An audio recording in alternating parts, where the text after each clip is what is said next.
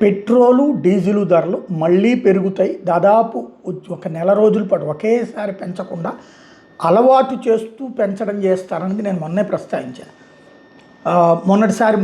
3.80 రూ. 3.84 పెంచారు. ఇప్పుడు ఆ స్థాయిలో కాకుండా 83 పైసలు 86 పైసలు చొప్పున పెంచుకొచ్చారన్నమాట. పెట్రోల్ మీద 86 పైసలు, డీజిల్ మీద 83 పైసలు పెంచారు.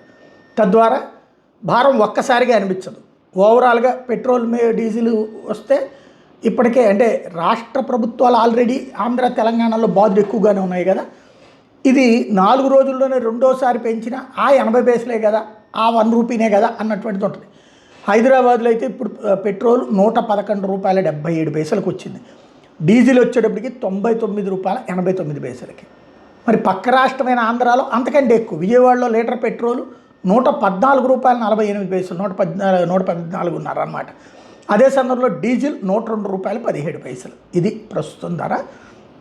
పెట్రోల్ డీజిల్ ధరలు దశల వారీగా ఇంకొక రూ. 10 దాకా పెరుగుతాయి. ఒకేసారి కాకుండా అప్పుడు ₹1, అప్పుడు ఒక ₹1 అట్లా చొప్పున పెంచుకుంటూ వెళ్తారు.